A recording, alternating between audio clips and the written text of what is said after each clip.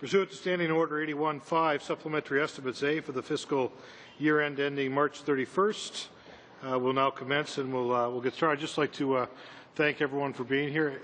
Minister, everyone was here early today, so I don't know. I think they're just excited to see you, and I think if we could do that every time, we could get our meetings started a little faster, and even with all the bad weather to boot. So, Minister, welcome, and I want to thank your individuals from the department for being here as well. You've got 10 minutes, sir, and then we will start with a round of questioning from opposition. First round will be 7 minutes, and subsequent rounds will be 5 minutes. So, Minister, the floor is yours for 10 minutes, sir. Monsieur le Président, je suis heureux de... Mr. Chairman, I am pleased to appear before this committee to talk about the 2007-2008 supplementary estimates. Pleasure to be amongst friends here at Christmas time. Real pleasure. Let me briefly outline my department's proposed investments and ask your support in helping Canadians create a productive and prosperous economy. Human Resources and Social Development Canada touches the lives of all Canadians. Our programs and services directly benefit Canadians through employment insurance, the Canada Pension Plan, Old Age Security, the Universal Child Care Benefit, loans dispersed under the Canada Student Financial Assistance Act, and other student assistance programs. We assist Canadians through Service Canada's 597 points of service and by working with our federal, provincial, and voluntary sector partners. And Canada Mortgage and Housing Corporation, or CMHC, is helping Canadians access quality and affordable housing by supporting low-income Canadian households, including seniors, persons with disabilities, Aboriginal Canadians, and women and children experiencing family violence. Earlier I mentioned that my portfolio provides services directly to Canadians. I want to take this opportunity to update you on our progress in providing eligible citizens funding under the Indian Residential School Settlement Agreement. To date, we have received 79,600 Common Experience Payment applications and have issued 25,900 payments totaling $512.7 million. This is in addition to advance payments of $82.6 million, which have already been paid to individuals 65 and older, for a total of $595.3 million. The funding sought by HRSD in these supplementary estimates is in support of a vision to build a stronger and more competitive Canada, to support Canadians in making choices that help them live productive and rewarding lives, and to improve Canadians' quality of life. I would like to take this opportunity to highlight some of the ways in which these supplementary estimates enable the government to deliver on its budget commitments. Making improvements to the temporary foreign worker program, $15.9 million. Expanding the New Horizons for Seniors program, $8.2 million. Improving labour market outcomes of Aboriginal people, $4.9 million. Providing domestic in-person service and a dedicated phone line for the Foreign Credential Referral Office, $4.2 million. Creating a new Human Resource Sector Council for the forestry industry, $0.3 million. Enabling the transition from the National Homelessness Initiative to the new Homelessness Partnering Strategy, $25.1 million.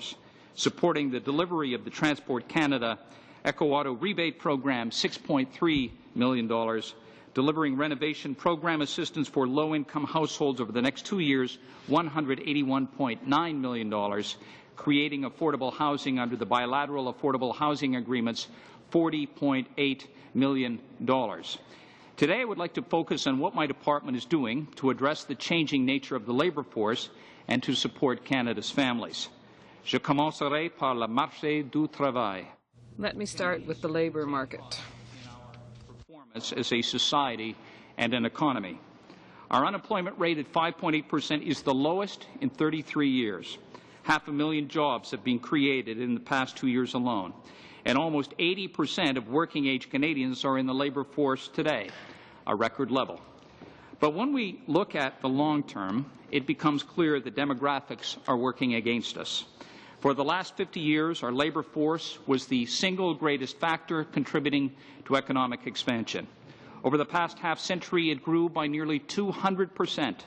But in the next 50 years, that labour force is projected to increase by just 11%, and that includes immigration. Our challenge is too few skilled workers to meet demand.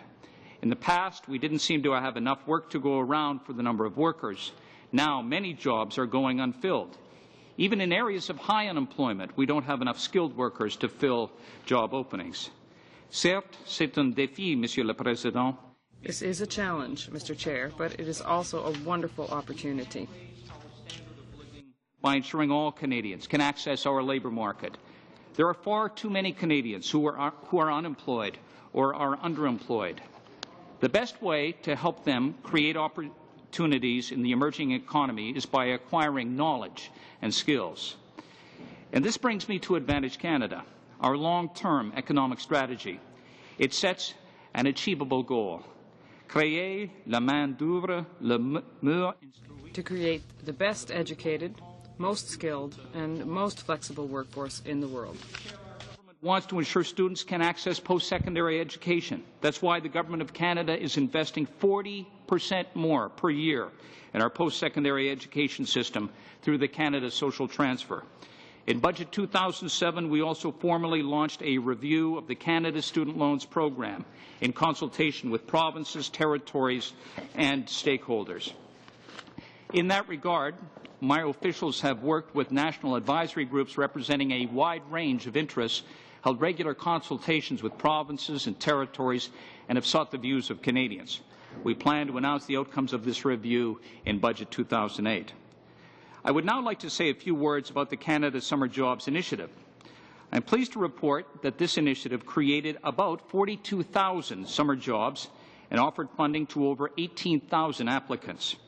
As you all know, I asked the Department to accelerate a second round of funding decisions when it became apparent that some organizations delivering vital community services could be denied funding. When the books are closed, we expect to have spent between $103 million and $105 million under this initiative. In these supplementary estimates, we are requesting $44.3 million for Canada Summer Jobs. I am proud of the Government of Canada's role in helping students find career-related work while helping them save for school. I seek the support of the committee in continuing to make that happen. I look forward to announcing the government's new approach to the Canada Summer Jobs Initiative for 2008 in the very near future. Mr. Chair, through our labour market initiative announced in Budget 07, we will make significant investments through negotiated agreements with provinces and territories to provide training and labour market programming to people not covered by employment insurance. This includes members of underrepresented groups such as persons with disabilities, as well as those with low education and literacy levels. That same philosophy of collaboration also exists under the Aboriginal Skills and Employment Partnership. We have more than doubled the program to provide training and jobs for Aboriginal workers in major economic development sectors across Canada, such as forestry, mining, and construction. I would like to draw committee members' attention to the forestry sector, which has been faced with some serious challenges in recent years. Notre gouvernement est conscient. Our government recognizes that many single industry towns across Canada have been hit by layoffs. Our targeted initiative for older workers program means we can give older workers in these communities the training they need so they can find new jobs and support their families and our economic growth. In September of this year, we also created a new sector council for the forestry industry. This investment highlights our commitment to work closely with the forestry industry to address skills shortages and to help the industry recruit and retain skilled workers. Monsieur le Président, notre gouvernement. Mr. Chair, our government recognizes that not all regions experience the same growth and that individuals employed in seasonal work face special challenges. We will continue the extended EI benefits pilot project to June 6, 2009. This demonstrates that our government has taken action to support workers and will continue to do so, while traditional and seasonal industries adjust to global conditions. Our priority is to help Canadians participate in the labour market. I also have announced an extension in the labour market agreement for persons with disabilities with the provinces and territories until March 2009. This investment will help Canadians with disabilities develop skills so they can find and keep good, long-term jobs by breaking down barriers that some persons with disabilities face when trying to get a meaningful job. Mr. Chair, let me now turn to our other priority, providing support to families and their diverse needs. Through our significant investments in benefits for families, particularly those with children and those in low and middle-income families, we are trying to help Canadians reach their potential. We believe in strong Canadian families that are able to contribute to their well-being, to the labour market, to their communities, and to their country. We are making significant investments in low and middle-income families through the Canada Child Tax Benefit and the National Child Benefit Supplement for low-income families. And we are also helping families with the cost of raising their children through the Universal Child Care Benefit and the new Child Tax Credit announced in Budget 2007. And we are helping Canadians get over the welfare wall through the Working Income Tax Benefit, which strengthens incentives for low-income individuals who are either already in the workforce or who want to work. Mr. Chair, the Government of Canada recognizes and values the contributions seniors have made to their communities. With the passage of Bill C-36, there will now be automatic renewals for the Guaranteed Income Supplement for recipients who file tax returns. We've also been conducting an outreach program to ensure seniors are getting the information they need about their benefits. And finally, we are expanding the New Horizon for Seniors program.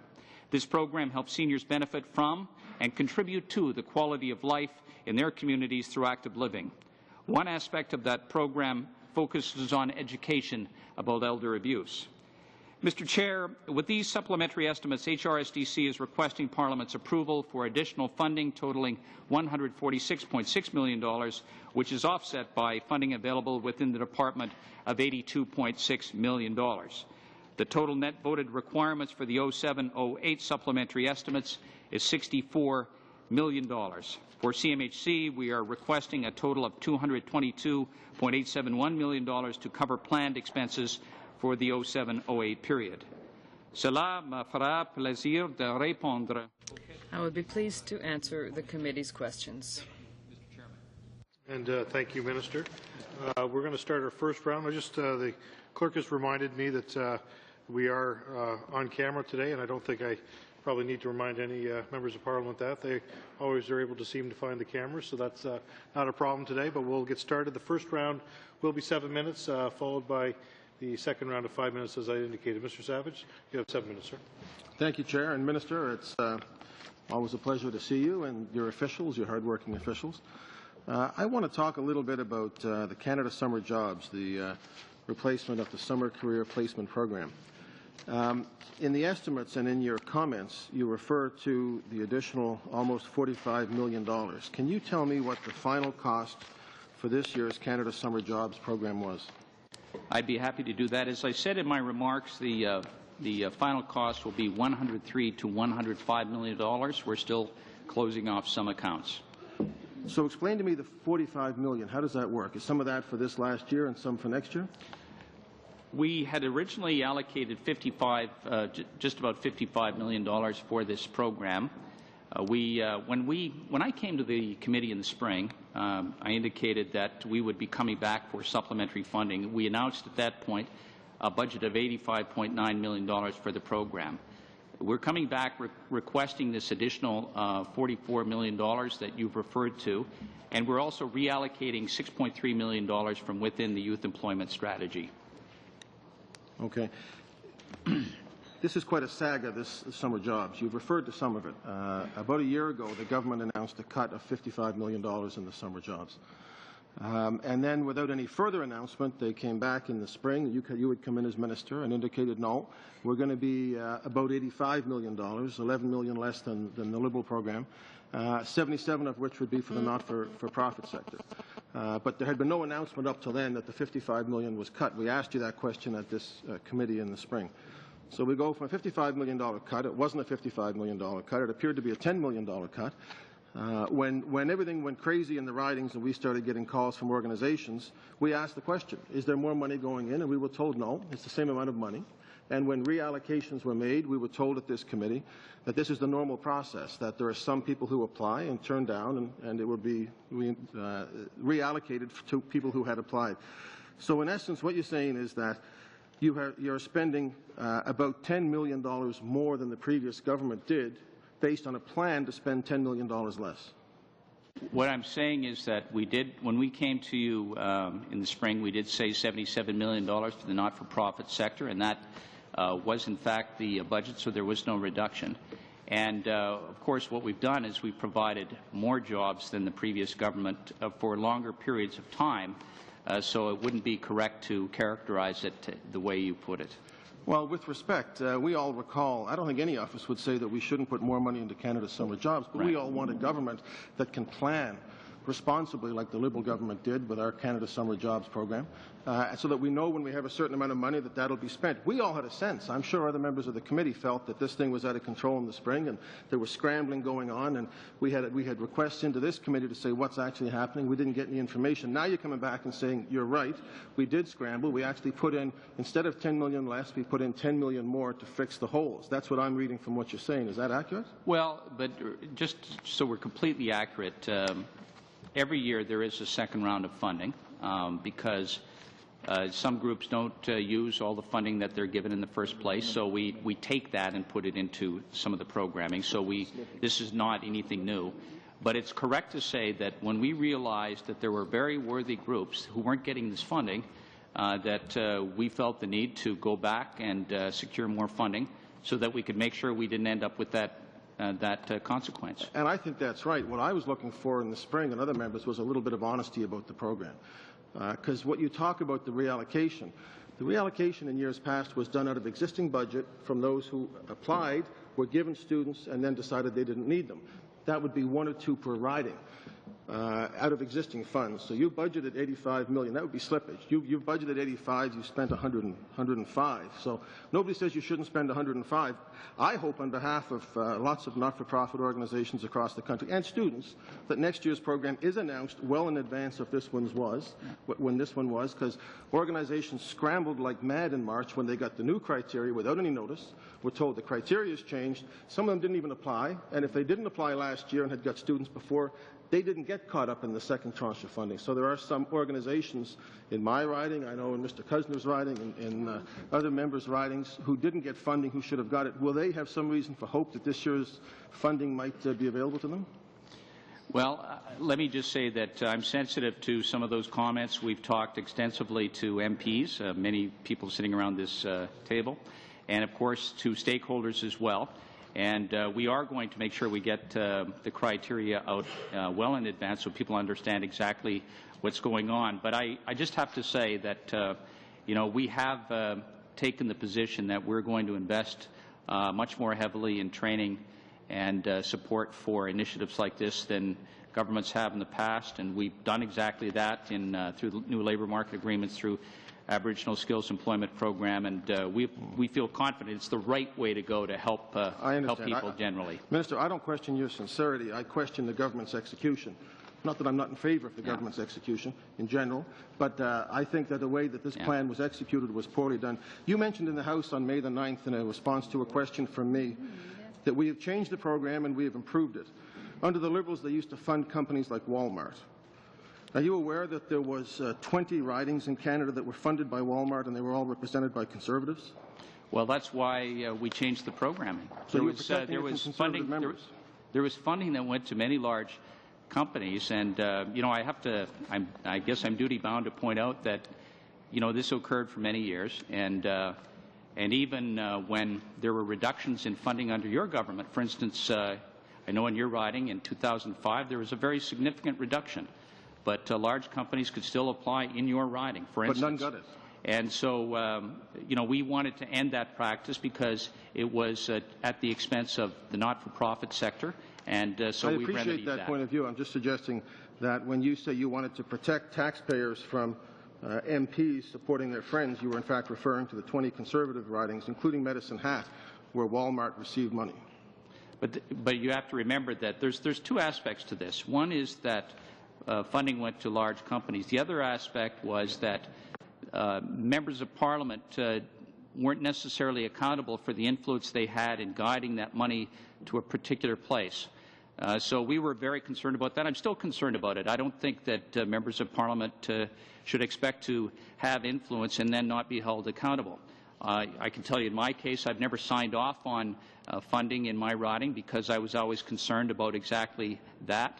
But I was also concerned generally about the idea of subsidizing large companies, and we've brought an end to that practice, and it won't continue in the future either. Thank you, Mr. Solberg. Thank you, Mr. Savage. We're going to now move to the block, who's got 7 minutes. Thank you, Mr. Chairman. If I understand, you didn't give authorizations last summer, and it would have been better if you had done so. Well, perhaps there wouldn't have been jobs gotten in your riding, but on all of the ridings that were in Quebec where people were involved, there were no payments made, and I think that's one of the responsibilities that we have. So I'd like to have a comment. Before asking any questions, since we don't often have an opportunity to meet with you, I'd like to get the most information possible. First of all, the pilot projects, first of all, for the regions that have high unemployment. We were supposed to reorganize those regions last year, and that didn't happen, Mr. Minister. Is that supposed to be done this year? Well, Mr. Chair, in response to my friend, this is something that we have the opportunity to review, but you know, I think the position the government has taken is that we are focusing far more on investing in training than moving these lines around, which in some cases I think members would agree result in very arbitrary changes. So while I appreciate the concern, we've had very little feedback from members of Parliament that these lines should be changed to any great extent, and our focus is on investing more heavily in training to make sure that where people are unemployed, that they can get the skills they need to participate in such a hot job market. Well, I understand it's not underway, whereas you told the regions that you were doing so. That's what I'm understanding from your answer, that it's not being done currently. Well, we're not. I can tell the member, Mr. Speaker, through you, that we are not contemplating making changes to the employment insurance boundaries at this time.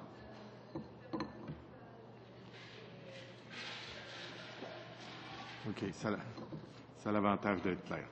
Well, that at least is clear. Thank you. Mr. Minister, the Prime Minister, during the election campaign, said that he was going to set up an independent employment insurance fund, and in answer to a question from the leader of the Bloc last June in the House. And the Prime Minister had said to him that I have the same philosophy as you as far as the EI fund is concerned, and we're going to move quickly on that. Now, you haven't supported C-205 and C-357, so are you going to vote for C-280? What is your position on that? Well, Mr. Chairman, I need to point out that in the throne speech we did commit to improving the management and the governance of the employment insurance account. We're working on that.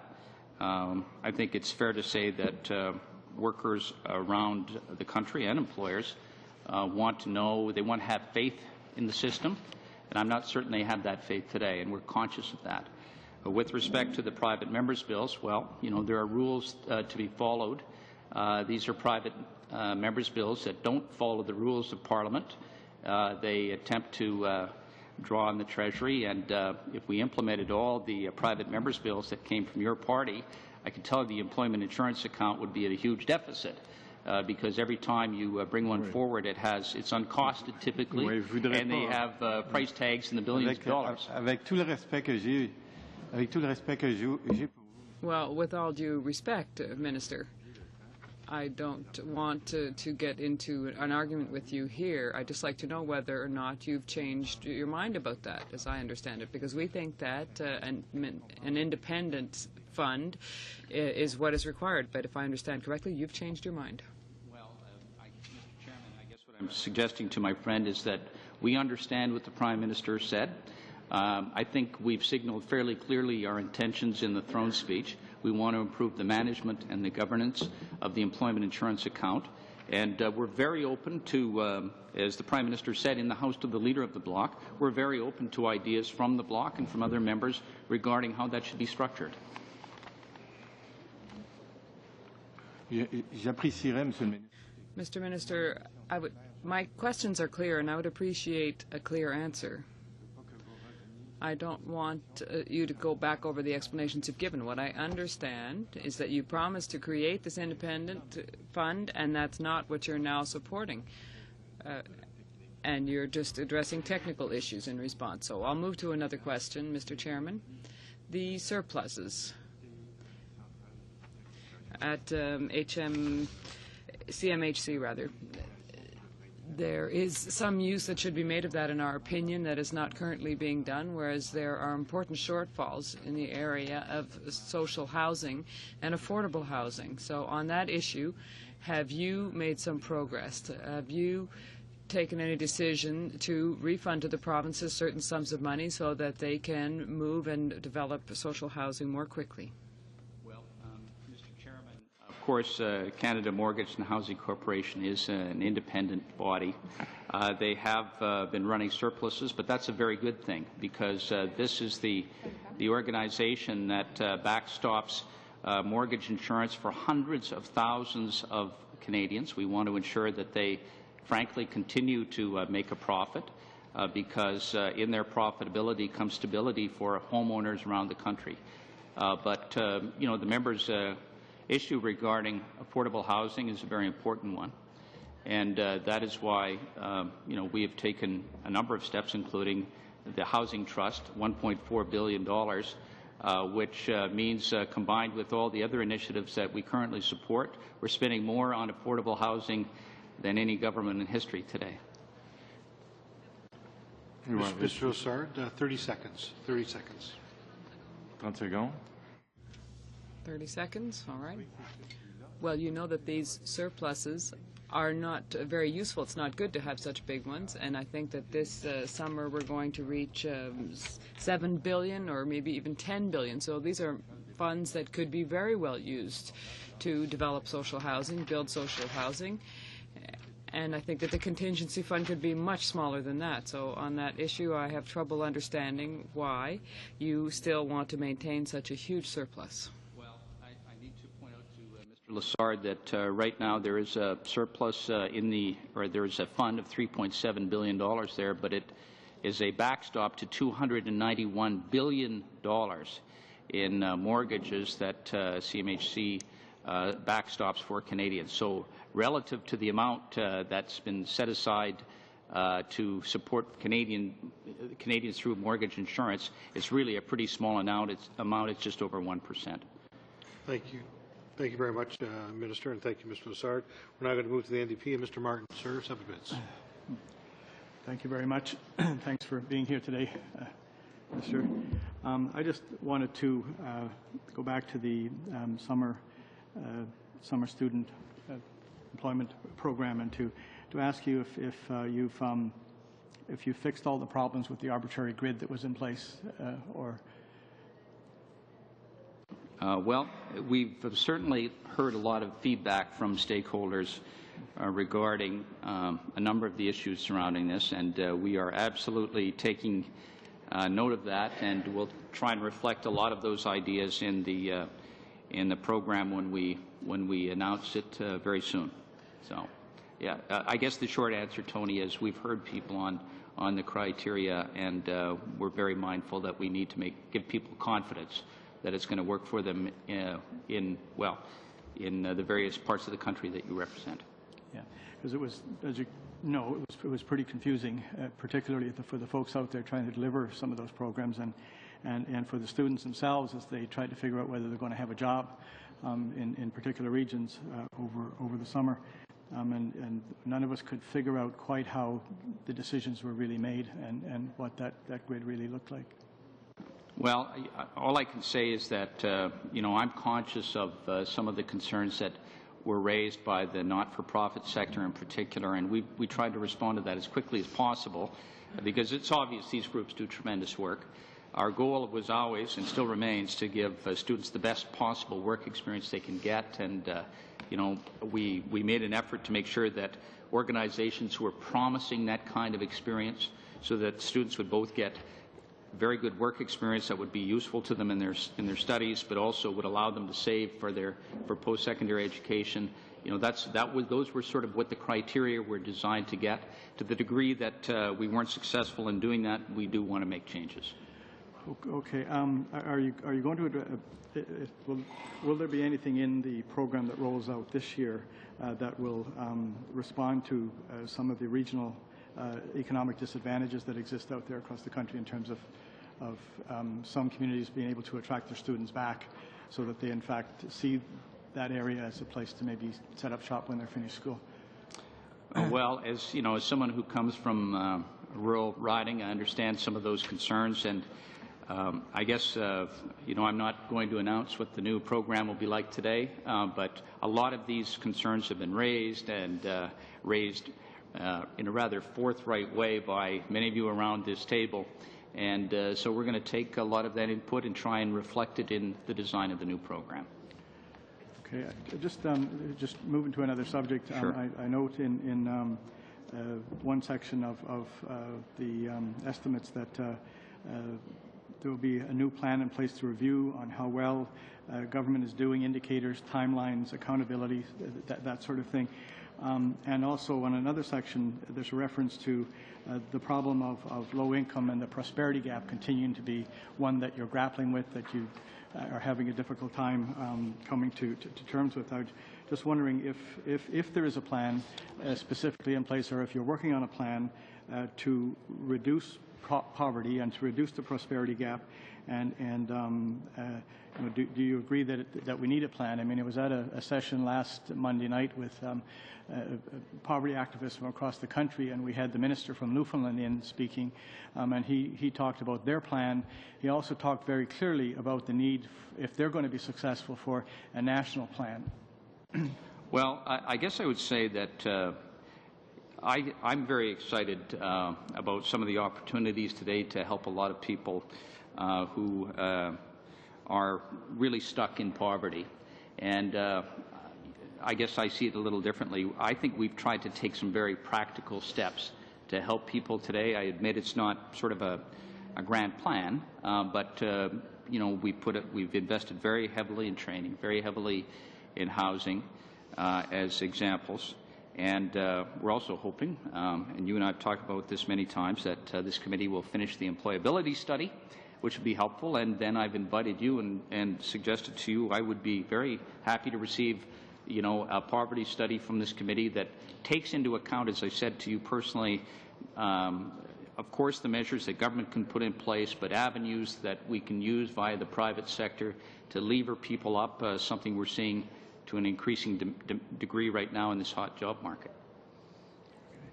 Because the reality out there, as more and more analysis is done and studies are done, and frankly, as governments, you know, try their best to put in place programs that move people along, that we're finding more and more people taking advantage of opportunities to work. But even with working full-time year-round, they're still living in poverty, because and some of the studies that are done on child poverty are indicating that a lot of the children, and there's hundreds of thousands of them across the country, are living in families with sole parent who are working full-time and still not able to get their head above the water. Well, I just have to say I'm concerned about that. I've read a number of studies lately. I certainly read the study from John Richards regarding some of these things, and he had some very, I think, strong views on how important it is to use the hot job market as a way to lift people out of poverty. And I take your point. I don't disagree with it at all. There are people working today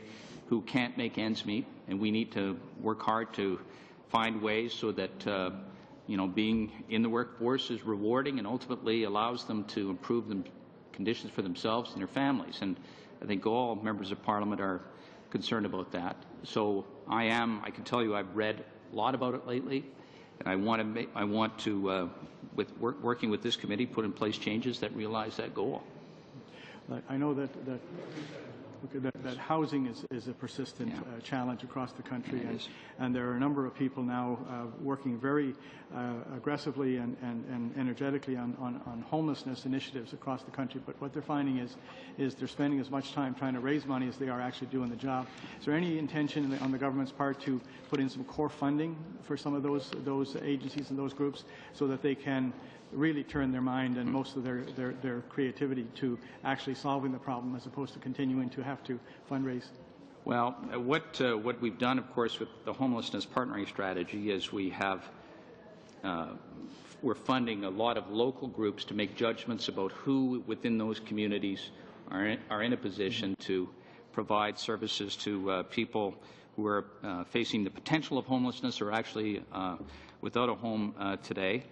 And we've just started this program, of course. It just began with the beginning of the last fiscal year. So we're going to take a little bit of time to assess how well it's doing, but we're pretty encouraged with what we're seeing so far. I think it makes sense to have the real experts on these things engaged, the people that deliver the services on the ground, and hopefully we'll find over a period of time that that's successful, and then maybe we'll be able to make that argument successfully that programming should be extended over a longer period of time. But it's a little early to say that, only a few months into the new program.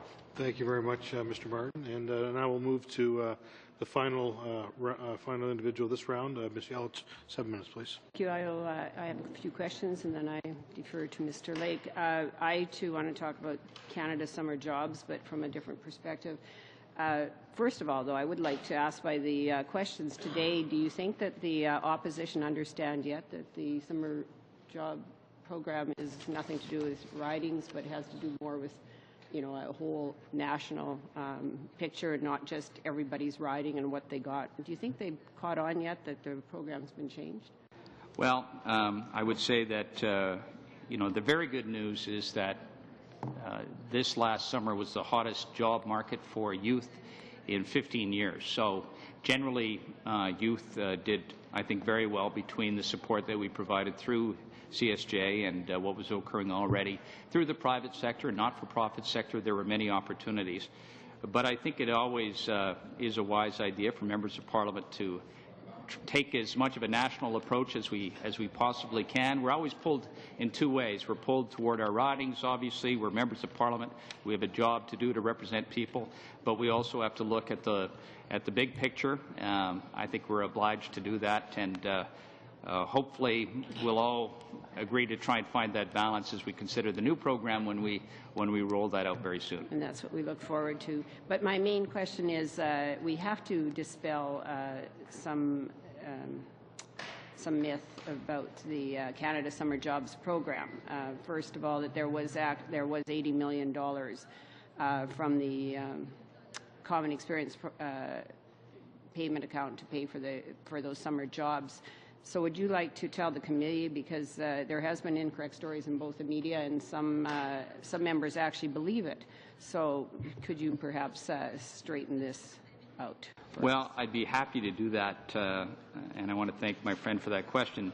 This was a story that ran, and it was factually untrue. The $82 million that the member raises, of course, was paid out to residential school students who were over the age of 65. It was paid out last year. This was not money that went to Canada's summer jobs from residential schools. It was actually a payment to residential school students. So that's a pretty important point to make, and I appreciate the chance to correct the record on that. And of course, as everyone knows, we are, as I mentioned in my remarks, we're now approaching $600 million in payments to people who went to residential schools and were eligible for the Common Experience payment. And I think it's helpful for the committee to understand that it was an advance payment because it was suggested that these advance payments be paid out early, and I think it has to also be reiterated. Well, it's a good point. The people that were receiving these payments tended to be very elderly. And, tomorrow is promised to none of us, and we wanted to make sure that in a good faith attempt to show that we understood our obligation with respect to this program, we got that money out the door as quickly as possible to make sure that very elderly people who had passed through the residential schools had the chance to enjoy the benefits of the common experience payment. And I would like to hear if you have also would like to comment on the delays for people that have applied for the Common Experience Program. Could you update the committee on what's happening in regards to the service standards on that? How many applications have been made and how many payments, if you would like to have? I said in my remarks that we've now had, there's about 79,000, I think, who've actually applied for the program. We've paid out, I think, as I recall, 25,000, and it's a total of $600 million so far. Sometimes it's challenging because people will come to us with not very much information, but I can tell you that the officials in Service Canada have been working very hard, along with the officials at Indian and Northern Affairs Canada, to make sure that we do everything we can to get this funding out as quickly as possible. Thank you. I'm going to take over now. I just ask. I probably have time for one quick question before the next round. But you mentioned in your speaking notes here the National Homelessness Initiative and the Homelessness Partnering Strategy and the $25.1 million. I had an opportunity in my riding to attend the opening. Actually, it wasn't in my riding, but it was in Edmonton, to attend the opening of the L'Arche Ted Bradshaw House, which is a home for aging people with developmental disabilities. 6 people live in the home, and then they have the live-in support that they need there. I think it's just a wonderful program when we're dealing with some of the issues that we deal with from a homelessness perspective. Of course, I have a son with autism, so it's something that's fairly close to my heart, obviously. And as a parent, you always kind of wonder what's going to happen when your child gets older and you're not around to take care of them anymore. Can you maybe speak a little bit more to this homelessness partnering strategy? Because it seemed like there was a lot of support in the room at that opening to the concept of bringing different groups together and sort of taking ownership of something like that. Well, I'm happy to. This is an issue that I think really crosses party bounds. I've talked to a lot of people on this committee about sort of the wisdom of having a lot of these problems resolved at the local level to the degree that we can.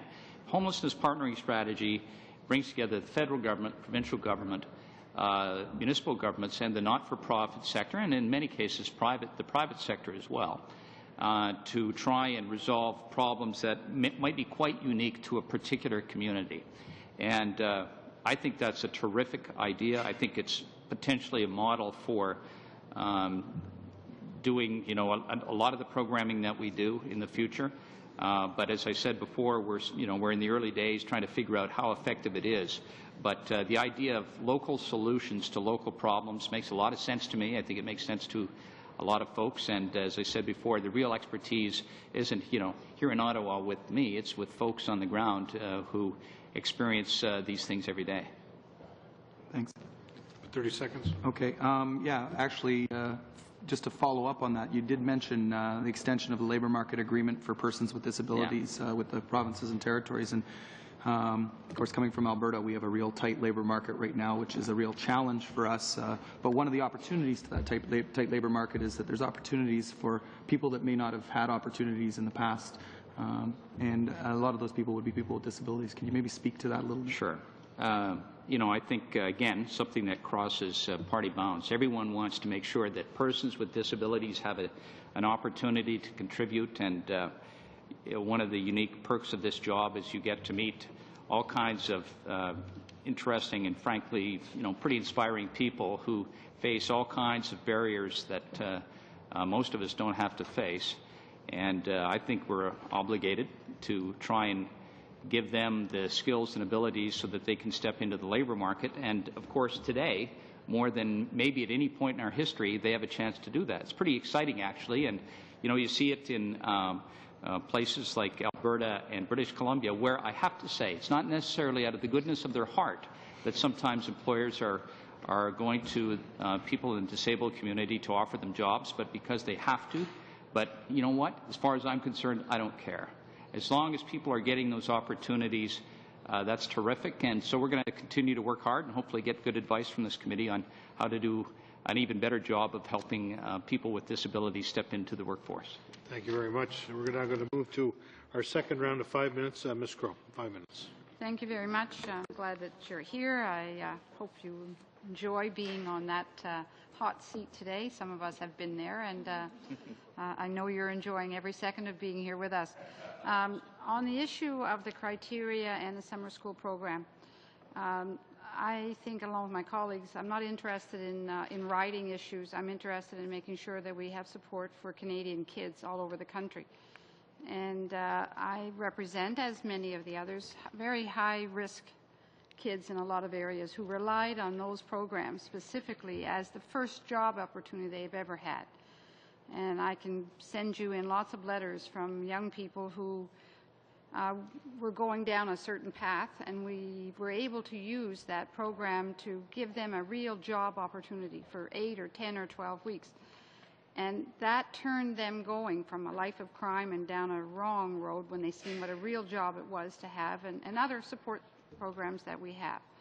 So it was a big concern this summer when we had all of those issues in and around the criteria. Have you completed the review that you were doing on that program, and are you going to make sure that you have an area that's going to handle those high-risk areas where we need to provide an opportunity for those young people?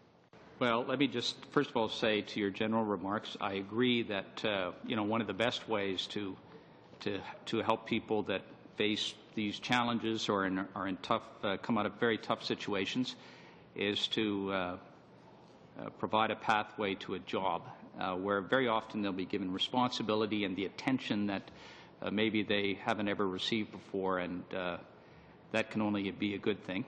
So in general, I completely agree with you. And I don't know how to say it except to say that many of you have forcefully made your point about criteria on this. And, I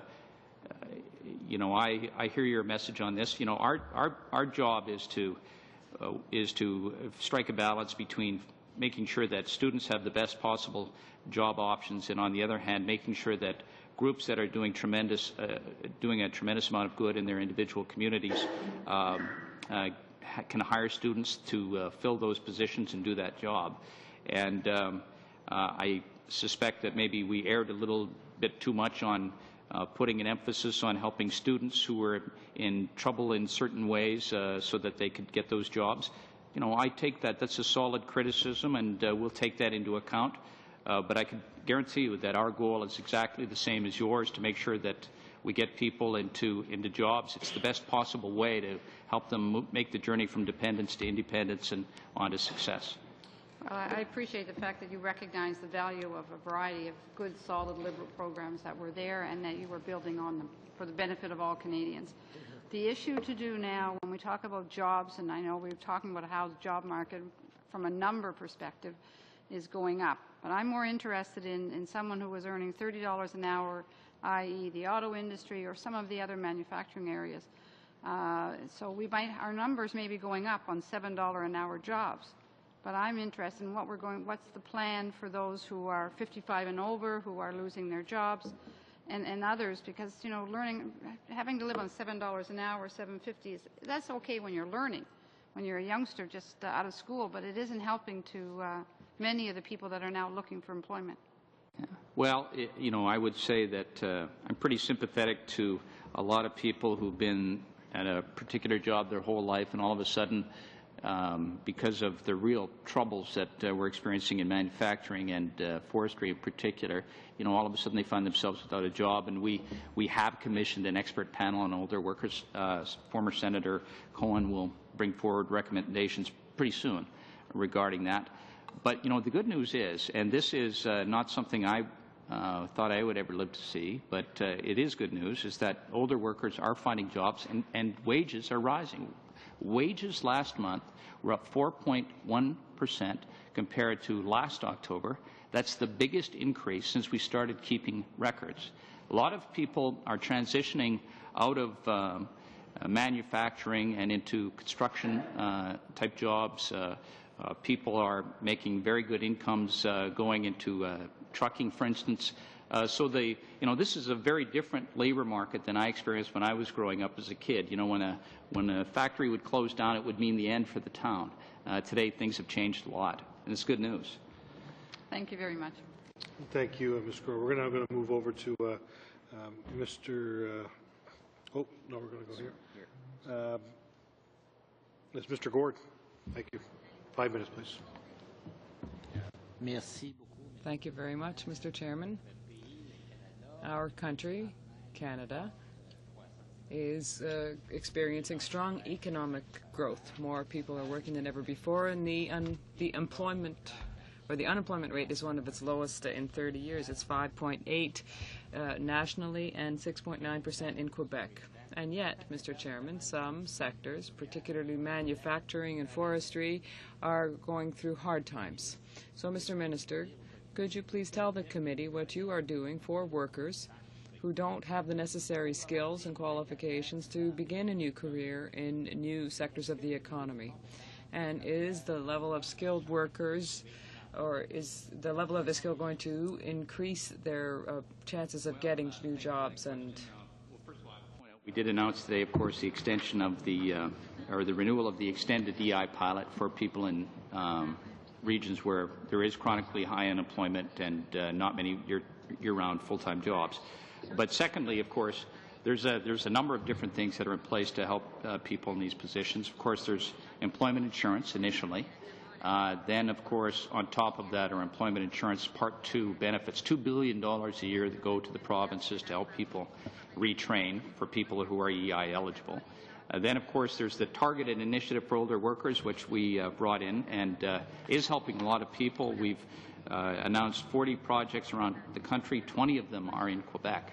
And as I said before, the good news is, people are stepping from those programs right into jobs, and even older workers. In fact, at a much higher rate. Older workers last month were the majority of the successful job seekers in this country, which is pretty remarkable, and it's tremendous news. And so obviously older workers have a lot that they can still contribute.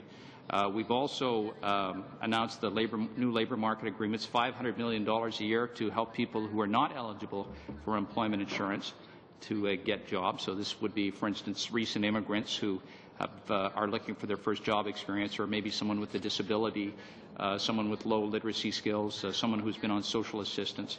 And we've also doubled the size of the Aboriginal Skills Employment Program, which is a tremendous program. It's helping a lot of people. So although, I'm very sympathetic to people in all parts of the country who are struggling with these closures. This is not the same country as it was 15 years ago, for instance. There are lots of opportunities out there, and we have to make sure we give people every possible chance to be successful. Merci. Je passerai la parole à Mike. give the floor to my colleague, Mr. Chong. 2 minutes left. Thank you, Mr. Chair. I just have 2 minutes, just a simple question for the Minister. Recently, we've heard a lot of discussion around poverty in Canada. Maybe you could tell this committee where the poverty is and what steps your department is taking to address this problem. Well, thanks for that. I mean, it is a serious issue, and it has been very much in the news lately. The good news is that, according to Statistics Canada, as employment rates climb, poverty rates have fallen, and that really is generally true across all the vulnerable groups. But there are some groups that, tend to be the groups that are chronically the ones that struggle with these issues. Single parents, Mr. Martin pointed this out. We also see it with Aboriginals, particularly Aboriginals on reserve. We see it with people who have disabilities. Recent immigrants make up some of those numbers as well. And, my argument is, as Gord McIntosh, the NDP Social Services Minister in Manitoba says, the path from poverty is employment. I agree with them. I think that's the best possible way to help people. But then there are people as well who are not ever going to be in a position where they can step into a job. I think we're, again, obliged to make sure that we meet their needs through income support so that, you know, they can live a decent life and have their basic needs met. Thank you. And we're going to move to Madame Moussan for 5 minutes. Merci, Monsieur. Thank you, Mr. Minister. I only have 5 minutes, so I will have several questions that are going to be very clear and precise, and I'd like to have answers of the same nature. I'd like to know, with all that happened at the Canada Summer Jobs, the mess that was made of it there, how much did the management of that program cost for 2007? Well, I'd have to get back to you with the precise numbers on what the management of it costs. I don't know that I have that handy, but it was a program that provided jobs for 42,000 students and for longer durations. So I think it would be a bit of a stretch to say that it didn't work out for students. I agree, because I've been working since 2004 on this program, because what you did in Montreal helped, but the pressure that we created meant that there was some sent to Sherbrooke, which is my county, my riding rather. So I'd like to know also what the budget for Canada Summer Jobs is for 2008. Are you in a position to tell us that at this point? But I can tell you that we are, you know, we've tried to reflect a lot of the concerns that people have raised with respect to criteria, budgets, all these kinds of things, and we will be coming back to you soon with an explanation of what we intend to do. Which means that it's still going to be 45 million, which is what the former minister said. So I was looking at your votes. You're saying that 82 million was spent on Aboriginal affairs, and then 36 million was transferred to other programs. So why is that? What occurred, and I have the press release from 2006 actually, we paid $82 million to the Common Experience Payment.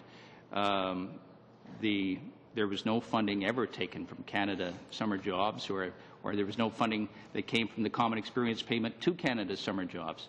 None of that has changed. I'd be happy to walk you through some of the particular numbers if you can help me out with what you're looking at. I'll come back to it later because I have other questions. In your budget for 2007, there was a question of transferring to Quebec and the provinces for the amounts for young people with disabilities, particularly for training. Now, this is in your own budget here, So where are the negotiations at with the provinces on this issue? I'm sorry, are you talking about in the budget, or are you talking? Dans votre budget, vous avez dit qu'il était question. Yes, in your budget, there was, we were supposed to transfer money to the provinces for young people with disabilities, and I think it was Aboriginals. And for immigrants, rather. Sorry. And so I'd like to know where the negotiations are at with the provinces on this. I'm sorry, those are the labor market agreements, $500 million, and we announced that we would explore the feasibility of transferring some of this programming to the provinces.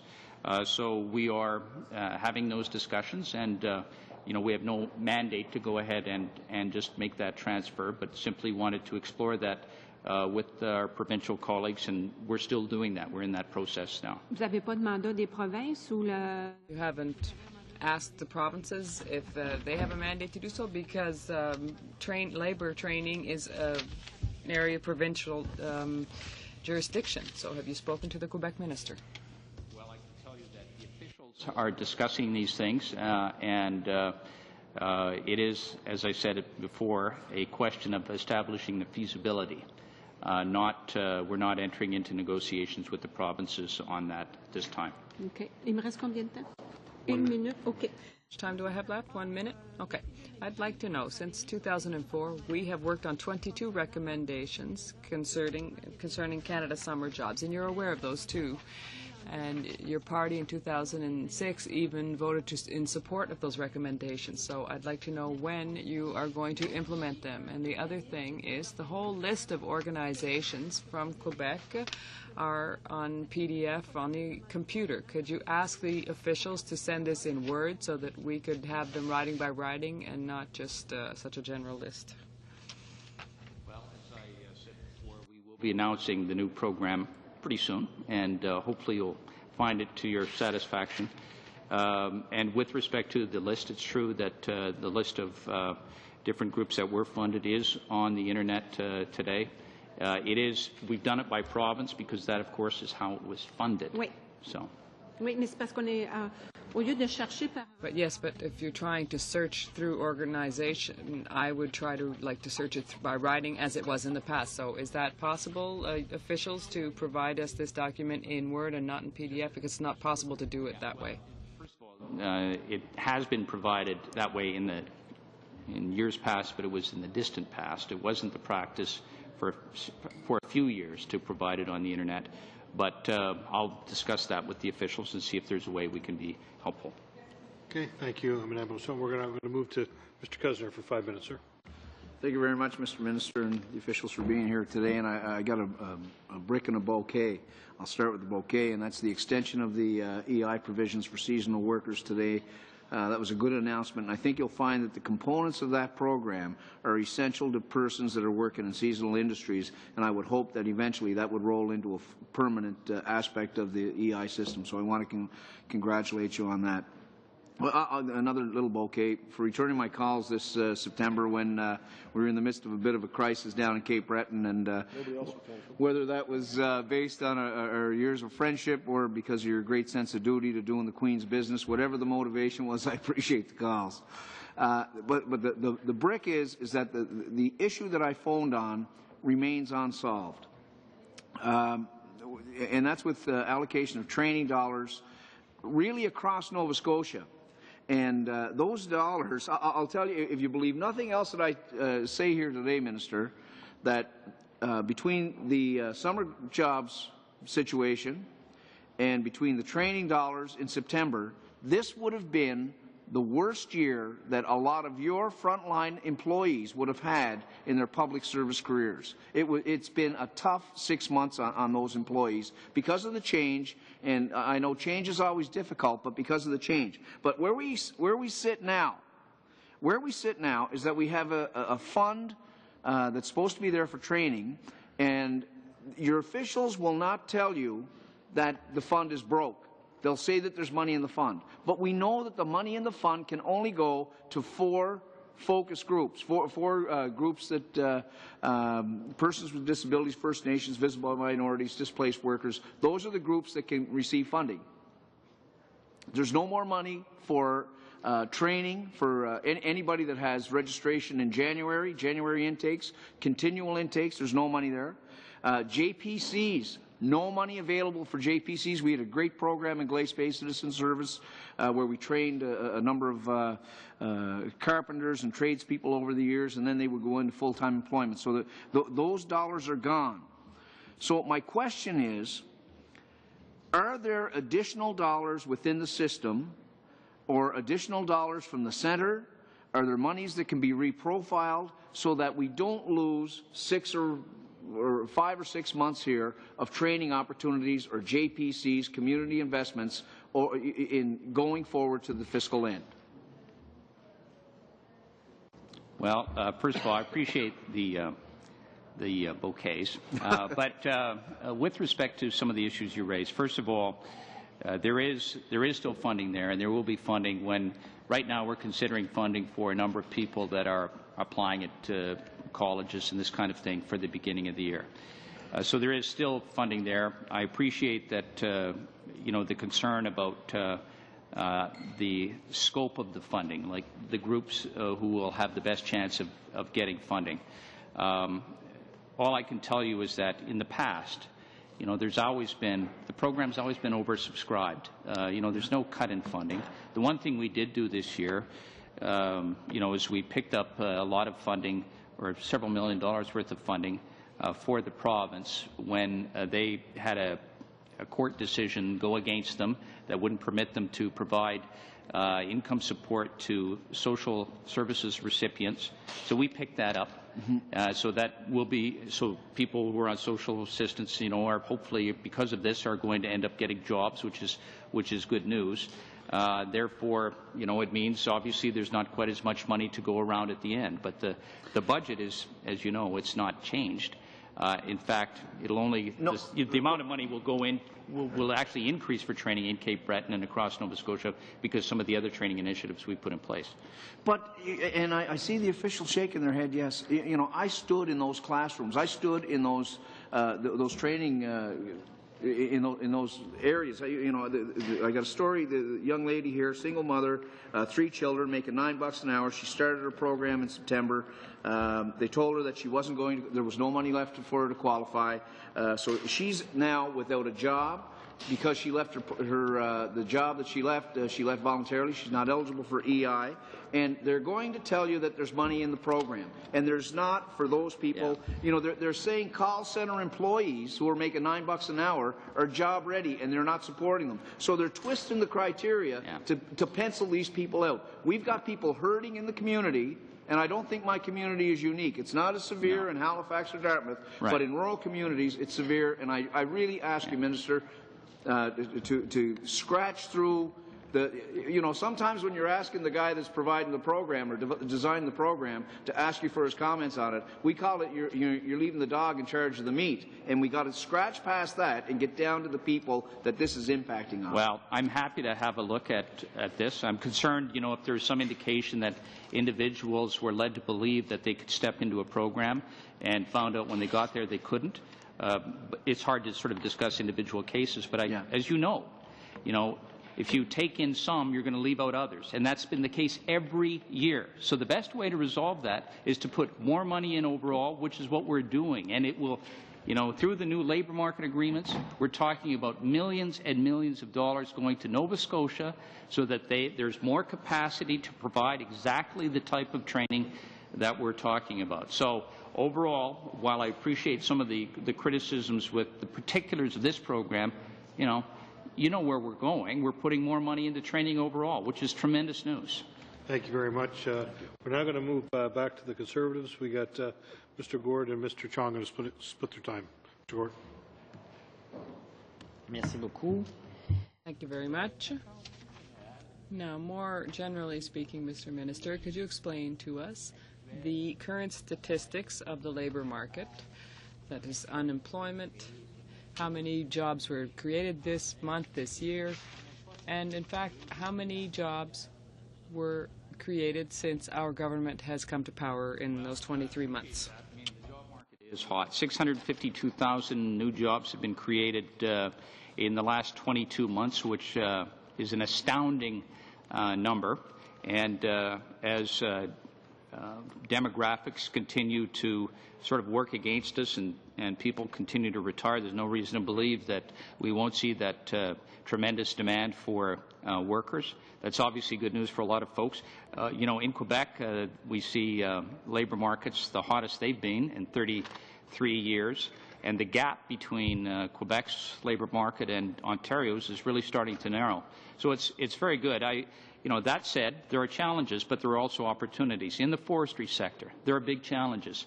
But on the other hand, the mining sector is demanding new workers, and they've shown a real desire to work with forestry workers to provide them with the training they need to get into that sector. That's great news.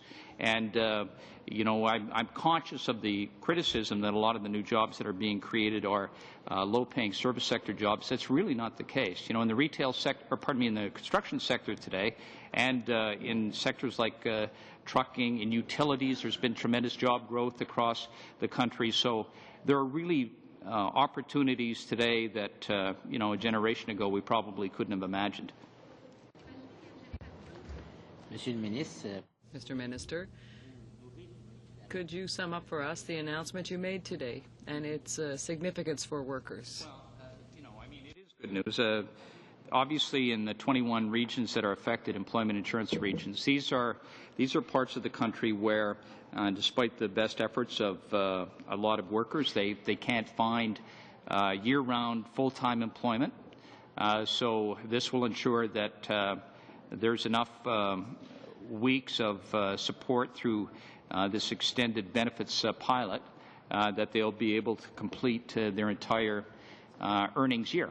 And so it will be very helpful to a lot of people, but it will also be helpful to the department, who can take the data that we collect over the 3 years that this particular pilot has been in place and use it to figure out, what's the best possible way to support people going forward. But, as I said in the House today, the best way, in my judgment, is to continue to provide people with skills so that they can step into better jobs, and also that results, of course, in incomes going up. Thank you. Thank you, Mr. Chair. Minister, I have a question about employment insurance.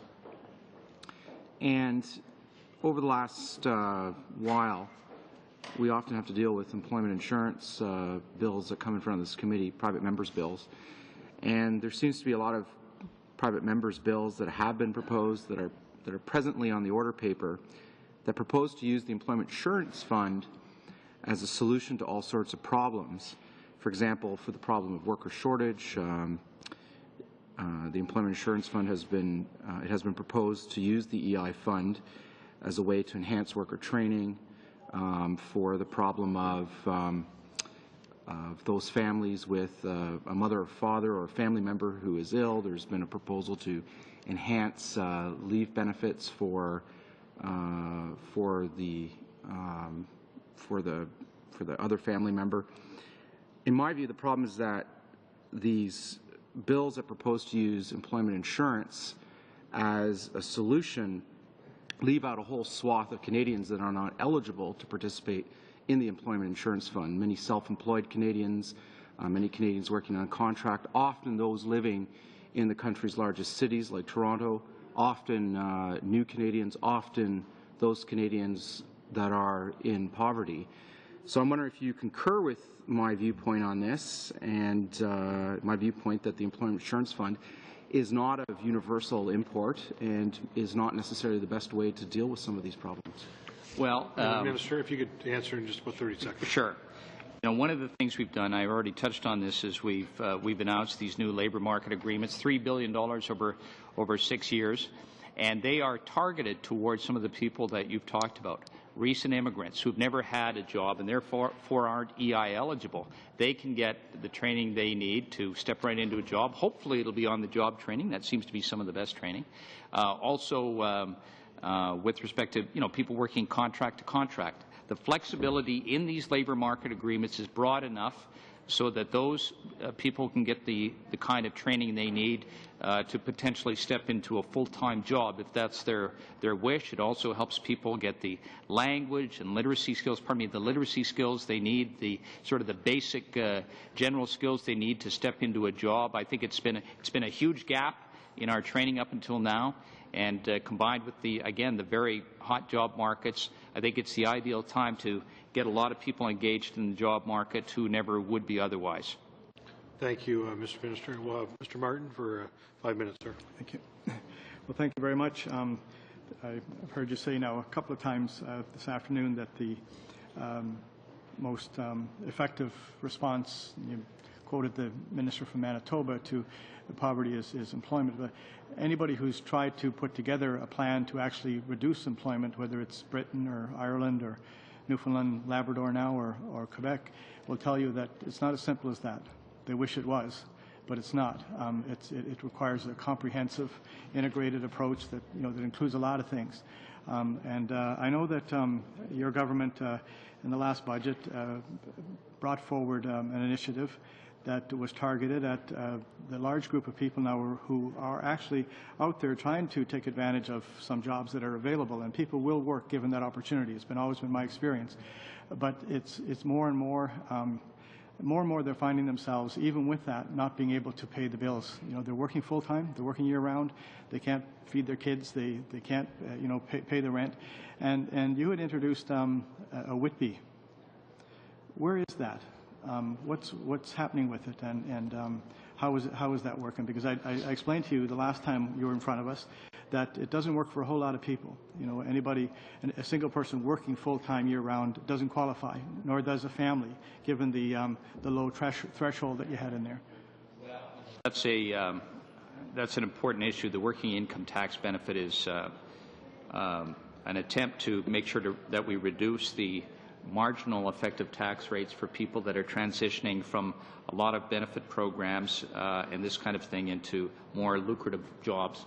And of course, the way it works now, you know, for every dollar you earn as you cross that threshold, you might, you know, 60 cents of that dollar might be clawed back through the loss of benefits and taxes. So the idea is to reduce that. You know, can we do more? You know, perhaps we can. That'll be something that Mr. Flaherty has to decide. But you know, it's very true that we put a lot of emphasis on helping people get into the labor market. It's not a panacea. I agree with you. But it is going, you know, we've seen the data has indicated that as jobs increase, poverty has gone down. At some point you get to a point of where that is not going to happen as much because people's needs are so great, or in some cases people can't work.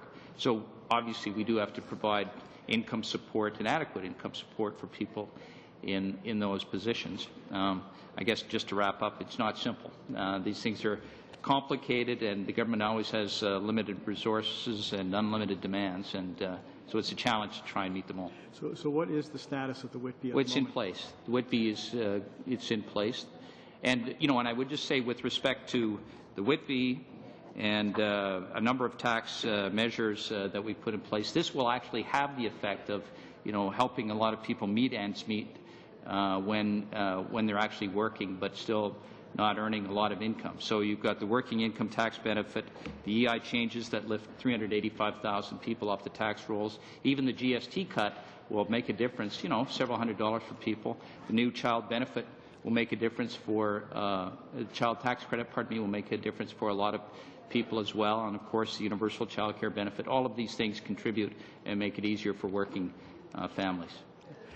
Are you, and I haven't seen it in the estimates, are you looking at any kind of a substantial investment in housing across the country? I know, again, you know, getting back to some of the difficulties that people who actually have found work are having. I think, and I may have told you this before too, I was in Calgary a year ago and looked at the very terrible circumstance there for folks who have gone to Calgary looking for work, have gotten work, and then they can't find a place to live. Yeah. And that's happening not just in Calgary, but it's in many communities. I know my own community has experienced a little bit of a turnaround, and we're below 1% in vacancy rate, and we're beginning to find that some of the affordable housing that is available is now deteriorating to a point where it's no longer going to be available. Well, I mean, this is a very complicated problem, as you know. You know, we've invested a lot of money into this so far, and we're, you know, 22 months in, and we put a lot of money in. But I think it does require our best thinking. You know, in my speech I talked about residential rehabilitation assistance program, which is helpful to ensure that housing doesn't become dilapidated. You know, we put money into the housing trust, the affordable housing initiative. I could list a long list, but I guess I would simply say that you know, we're going to work very hard with our provincial partners and others to try and come up with some solutions to address these problems. There are no easy answers. I mean, you know, on the one hand, you'll have communities where you have very low levels with high levels of poverty.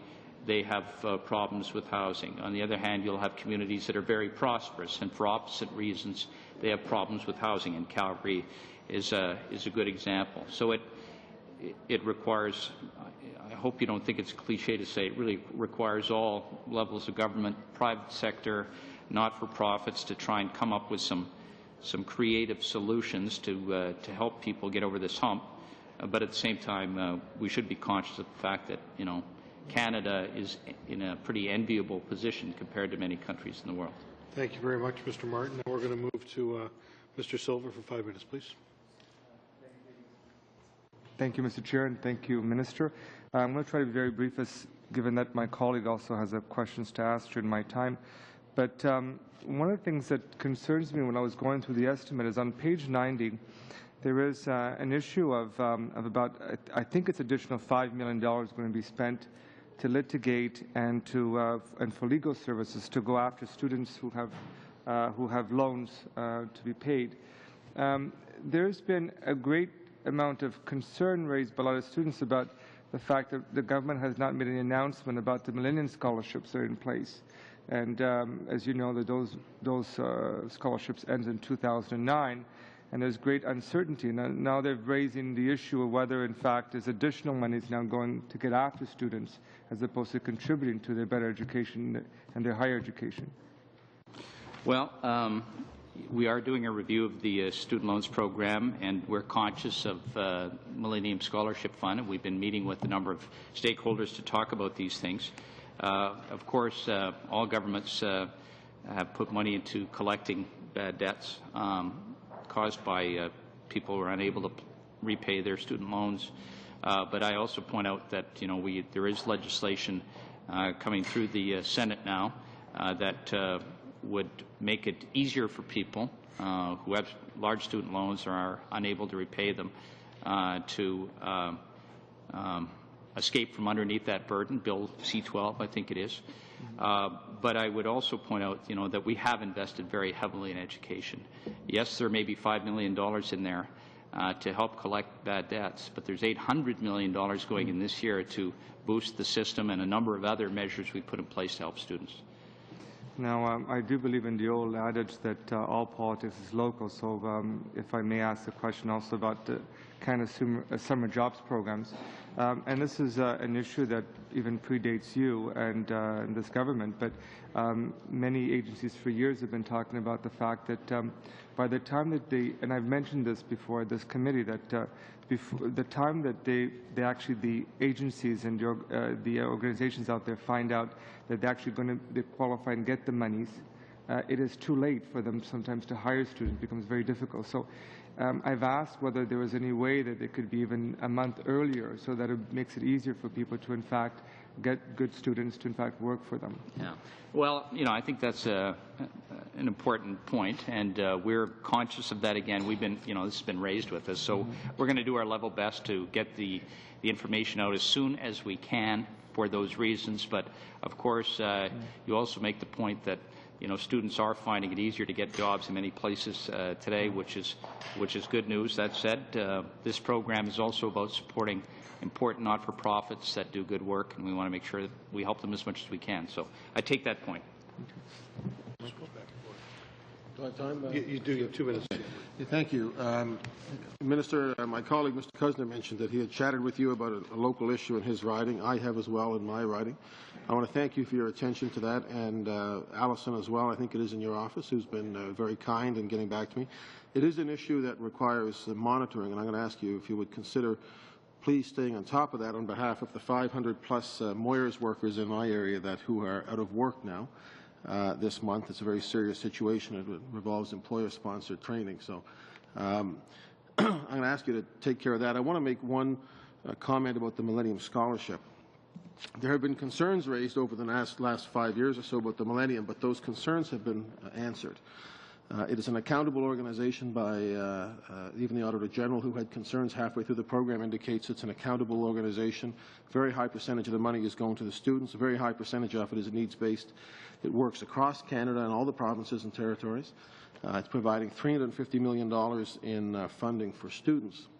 And I urge you, their government has a habit of taking programs that work and changing them, and they don't work. We've been talking about the Canada Summer Jobs Program. So I have an idea.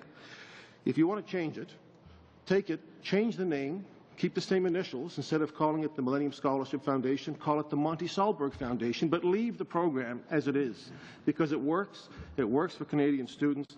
And well, I was going to say Mike Savage Foundation, actually. I thought of that. If it had come up under my watch, I might have considered that. But, all right. Anyway, it's that's right. It's a wonderful program, and I urge your consideration. I had asked I put a question in the order paper asking what the status of it was, and I got 3 measly sentences. But I appreciate the bluntness you've shown today on a lot of issues, and I just urge you to have a very serious look, you and your colleagues, with the Millennium Scholarship, and I hope it gets replenished. Well, I appreciate your points with respect to the Millennium Scholarship Fund. I think what we're attempting to do is to say, you know, where is Canada falling short in terms of producing students? You know, we know we've got a great record of getting students into post-secondary education, the highest in the world. We don't graduate as many as we'd like, and we don't know about how well they do in terms of going on to graduate school, this kind of thing. There are challenges getting them into the maths and sciences. So we're trying to take all of that into account as we consider where we go next. But, you know, we're aware that we're 18 months away from the wrap-up of that program. Maths and sciences are very important, but so are the humanities, the social sciences and the humanities. Very important as well, and I hope they wouldn't be in any way sacrificed. Yeah, Thank you I hear what you're saying. Thank you for your Thank you. Okay, thank you very much. We're now going to move to Mr. Chong's going to have 5 minutes. Thank you, Mr. Chair. I want to, Minister, return to the issue of employment insurance, since it is such a big part of what your department does, and also because it seems to come up frequently in Parliament, the issue of using employment insurance as a way to deliver you know, a whole range of new benefits, whether it be enhanced worker training or enhanced worker mobility or leave for families who have a member of the family that is ill and the like. And the reason why I want to return to this is for those 2 reasons. And it seems to me that we constantly are being presented with proposals to enhance employment insurance, to use employment insurance as a panacea for all of our problems out there, whether they be poverty or labor mobility or otherwise. The problem with employment insurance, as we all know, is that it's not universal in the sense that not everybody is eligible to pay into it. If you're a contract employee, if you're self-employed, you're not eligible to utilize the program. You know, if you're a cab driver in Toronto, if you're a somebody who's opened up a falafel shop in Montreal, if you're a bricklayer on contract in Calgary or Vancouver, you are simply not eligible to pay into the program. So I'm wondering if, and actually the biggest group that's not eligible to pay into it, ironically, are the unemployed. And those who are new Canadians, those who are chronically unemployed are simply not eligible for the program because they simply don't have any way to pay into the fund and receive its benefits. So I'm wondering if you could tell this committee a little bit more about the rules around which people are eligible for the program, and why, in your view, some of these private members' bills that come in front of us from time to time are not the best way to proceed. Well, there's a lot of issues wrapped up in that excellent question. But, you know, with respect to private members' bills, you know, I appreciate the help that my colleagues from the opposition are giving us in trying to suggest new uses for the Employment Insurance Fund. But, you know, there's a couple of points I would make. First of all, private members' bills do have rules to follow, and very often they're completely outside the rules. Secondly, if we actually implemented a fraction of them, you know, the Employment Insurance Fund would be running a huge deficit. So, you know, what we're trying to do is make sure that we reduce premiums whenever possible. We've done that. We announced that there will be a premium reduction on January 1st. Again, second year that we've done that. Secondly, we do enhance benefits when we believe that it's a way of you know, helping encourage really workplace attachment. And if you look at the compassionate benefits that we extended, we made it possible for other family members to be included in that group, and really that allows people to stay attached to the workforce. So that's a good thing. But you know, this raises the larger issue. You know, for a long time, I think that my department was all about providing people with income support. And that's obviously extraordinarily important, and we will continue to do that and enhance it where it's necessary. But the challenges of the future are much different. Challenges of the future are about filling these yawning labor market needs. And so training is obviously key to doing that. We've invested heavily in that. The new labor market agreements they're not a panacea, but they provide the provinces, working with the provinces and the and employers really a lot of flexibility so that they can take potential employees, no matter what their background, and try and develop training that sort of fits their needs. And in some cases, it might be literacy. In other cases, it'll be just making sure they're accustomed to the Canadian workplace. Other people have other challenges. So this is a pretty exciting new development. One of the best programs, I already touched on it, is Aboriginal Skills Employment Partnership. We've more than doubled the size of this. It's extraordinarily popular with employers, and I can tell you, again, it's a sea change in attitudes. A few years ago, I don't think there's anyone would debate that large employers were not very interested in hiring Aboriginals. Today, they can hardly wait to get into this program and work with Aboriginals to get them into the workforce. That's tremendous news. Tremendous news for workers, Aboriginal workers who want, the same thing that everybody else has, chance to be successful. Tremendous news for people, large employers who need good workers. And you see it whether it's at Boise's Bay or at Manitoba Hydro or Van Acep or Syncrude and Suncor. They're all engaged in this, and it's a win-win. So it's very exciting, and I'm kind of excited about where the future is going for the country in terms of that, and really for the department as well. Thank you very much, and thank you, Mr. Chong. Everyone has now had a chance to go once. Minister, if we just, I have one quick question from Mr. Lessard, one quick one from Mr. Cuzner, just to finish off, but everyone has had an opportunity, so if I could just give them each, Mr. Lessard's got a quick intervention, then Mr. Cuzner, and then Mr. Lake, and we'll wrap it at that. So, okay, Mr. Lessard. Merci, Monsieur le Président. J'apprécie. Thank you, Mr. Chairman. Thank you. We were cut off earlier, and so I appreciate the time now. And I also appreciate Mr. Chong's question. He's talking about the reality for a majority of people who are on employment insurance, and I understand the philosophy that you are developing here. There are many people who think that if you're not going to get employment insurance, you'll have to just go out and get a job, but I'm not sure if that's realistic. It's a situation that just cannot last. I find, Mr. Minister, that your answers are really unrealistic, and I don't say that gratuitously. The situation of Aboriginals, for example, it's not fair to say that they have an easier access to jobs and that they can more easily adapt to it. It's very difficult for them in the current situation. And you've also given, as an example, the literacy programs for people who are trying to get into the workforce. Well, you've cut the budget from 52 million to 17. So that's not really fair either. So I would appreciate getting better answers that really take the reality into the context, more than what you are doing for the moment. And I would like to ask a question in conclusion. Twice, and this didn't happen during your mandate, but the compassionate leave, for example, there was a budget for $78 million or something of that nature. It cost $70 million to administer that program, and there was only some $10 million left to give out this kind of leave for 2007, 2006. So I'd like to ask, during 2 previous visits of ministers, I asked this, and they've always put me off on the answer. So could you check on that, please? But just with respect to literacy, we have put more money into literacy, all told, than any government ever has.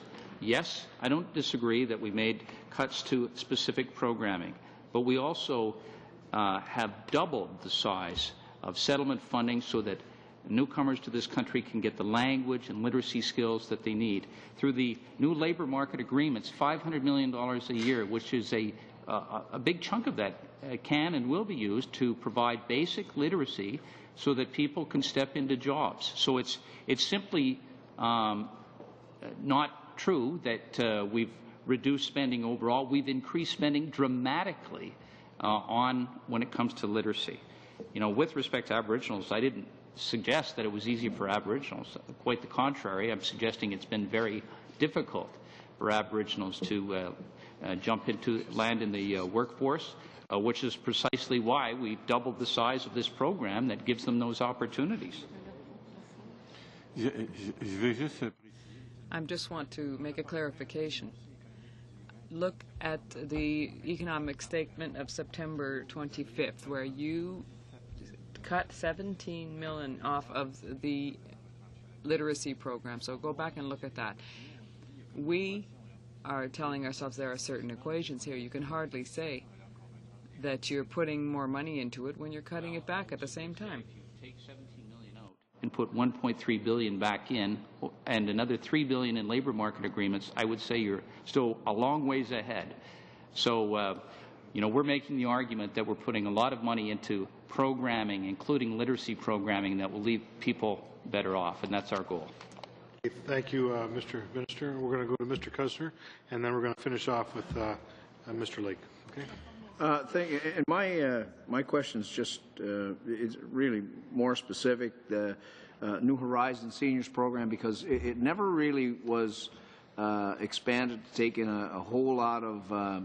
It says here for building and equipment upgrades, and there weren't a great number of. There weren't a lot of dollars there. There were more program-specific dollars before. Could you expand on the types of building upgrades that would be eligible here? Or equipment upgrades that might be eligible there?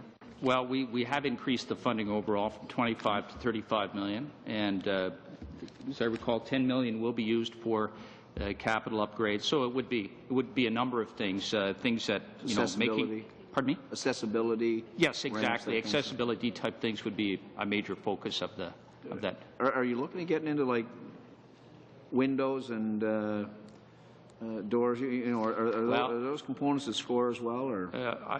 I can't tell you exactly all of it, but remember too, we've also announced the Enabling Accessibility Fund, which is $45 million over 3 years, a chunk of which will be for small projects, and that will also ensure that seniors and really anyone who has some kind of barrier will have a chance to apply for that funding and use it to help them make a church or a school or something more accessible. Well, I'm saying things. A school, maybe not a school, but different buildings of different kinds make them more accessible. So, okay, so just what types of building upgrades would this apply to? I'd have to get back to you with the particulars, Roger, on that. So. Yep. Yeah, sure, absolutely. Okay. Mr. Chairman, can I correct the record too? I made a mistake earlier, and I wouldn't want to committee to think I was spreading misinformation. I told my friend from the NDP that the Whitby was in place. It's before the House right now. It was announced in the budget. It's before the House right now in the Budget Implementation Act, and hopefully it'll be in place for the 08 budget year, or for the 08 year. No, it's not. It's in the Implementation Act. Okay, thank you. We're going to finish off with Mr. Lake.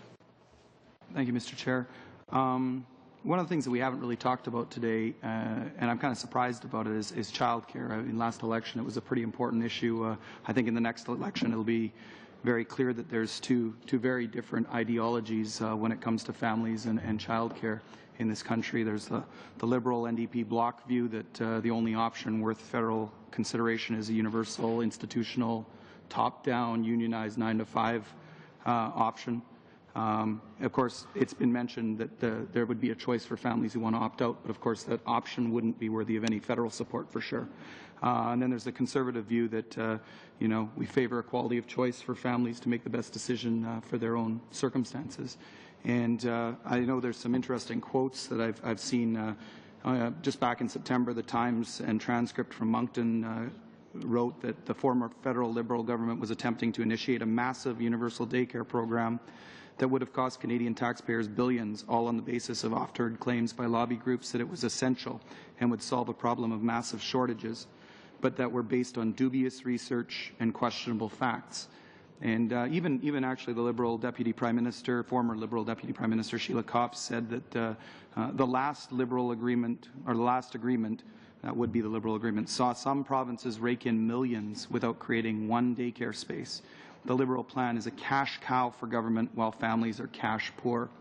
And then actually the finance critic, current finance critic for the Liberal Party back in 2000 made actually, I thought, a very good statement here. He said, "I am strongly opposed to any new national daycare program with a cost running into the tens of billions of dollars. Given economic realities and competing demands on government resources, these are programs we cannot afford." That was back in 2000. And of course, I would note that that is completely inconsistent with Liberal support of Bill C-303.